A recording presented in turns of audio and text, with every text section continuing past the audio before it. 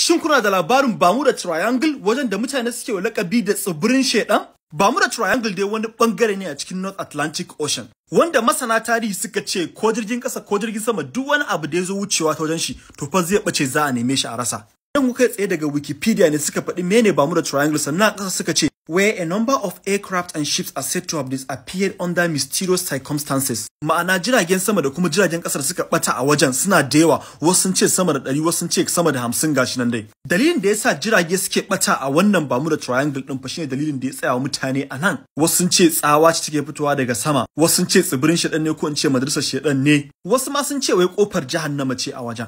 Kai, yanke muku dogon labari ya koma gajere. A 2015 aka ga wannan jirgin ya doso cikin gari daga wajen Bermuda Triangle kamar an bulluko shi. A inda da aka yi bincike aka gano da cewa jirgin ya bata tun 1925, ma'ana shekara 90 da suka gabata. Kuma a lokacin captain din jirgin da ya kira cewa ya ga tsawa ta ritsa su, kafin nan kuma ba ƙara jin shi ba, sai daga baya aka ga jirgin shi ya dawo. Mutanen da ke cikin jirgin duk sun mutu. To, scientists dai sun ce dalilin da yasa Bermuda Triangle yake batar da abubuwa shine gajimaran da ke daidai setin Bermuda Triangle yayi hexagonal shape, yayi shape din hexagonal. To wannan gajimaran ne yake sawo iska, yake canje yanayin wajen, ya sa ruwan ya dinga yin igiyar ruwa mai ƙarfi, sannan wannan iskar tana saukar da tsawa tunda jirgin ruwa ko jirgin ƙasa bai sai rayu ba. Shin kun san da cewa har zuwa yanzu ba a san iyaka adadin jirgin ruwa ko jirgin ƙasan da suka bace a wajen ba?